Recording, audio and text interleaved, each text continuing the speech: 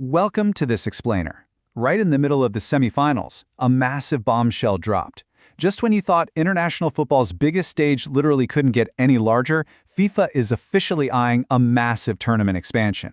Today, we're breaking down the facts, the quotes, and the raw numbers driving this explosive debate. 64. Just let that number sink in for a second.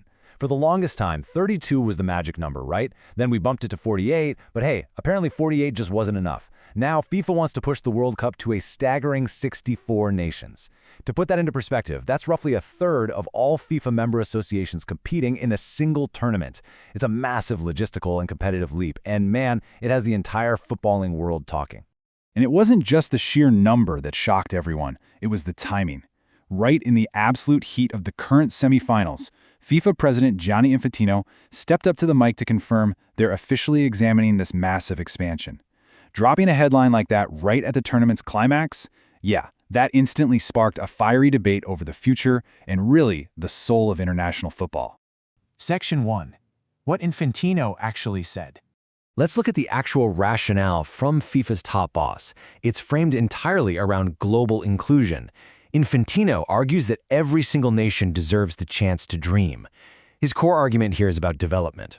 He's basically saying that without this ultimate incentive, the realistic hope of actually reaching a World Cup, smaller footballing nations simply aren't going to have the motivation or the funding to improve their domestic programs. It's all about raising the floor of global football. And he points directly to the stats from this very tournament to back it up. Look at this. 9 out of 10 African teams reached the knockout stages this year. Compare that to the last World Cup, which featured just 5 African teams in total. For FIFA, this is the proof of concept. It proves that when developing regions get the opportunity, they don't just show up, they absolutely deliver. Moving on to Section 2, where this idea came from. Because this 64-team vision, it didn't just appear out of thin air. It has deep roots in South American football politics. The push started with Uruguayan official Ignacio Alonso back in 2025, aimed squarely at honoring the 100-year anniversary of the very first World Cup held in Uruguay in 1930. South America wants a massive role in that centenary celebration, and expanding the tournament is kind of the ultimate bargaining chip. And this is definitely not some fringe idea. CONMEBOL President Alejandro Dominguez threw heavy backing behind it, literally calling a massive expansion his personal dream for the 2030 centenary celebration. Let me tell you, when the head of South American football calls something a personal dream, it carries incredible weight in the corridors of power. Section 3.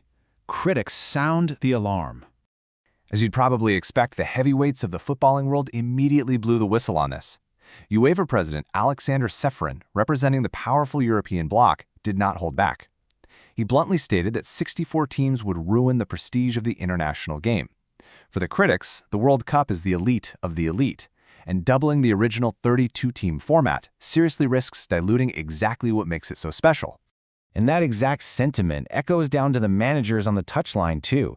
Ghana's head coach Carlos Queiroz went even further with his criticism. He argued that the previous jump in teams had already made the competition feel vulgar and ordinary. I mean, wow, that is strong, visceral language from a deeply respected tactical mind, warning us that we're trading quality for sheer quantity. And it's not just Europe pushing back either. Add in CONCACAF's Victor Montaglani, raising his own serious concerns, and you've got major, coordinated pushback across multiple powerful federations. When UEFA and CONCACAF are both raising red flags, you know for sure the footballing world is totally divided on the future of its crown jewel. Which brings us to Section 4, inclusion versus dilution. So when you strip away the press conference talk, what is the actual tactical debate on the pitch? Well, it's a classic tale of the tape. On one side, supporters want more history-making Cinderella runs, those massive emotional moments from smaller nations like Cape Verde and Norway. But on the flip side, critics argue it completely waters down the knockout stages. They're terrified it turns a grueling clash of absolute titans into a bloated numbers game. Section 5. The re-election politics. Because to truly understand this move, we have to look past the pitch and straight into the boardroom. What's happening behind closed doors is the real story here.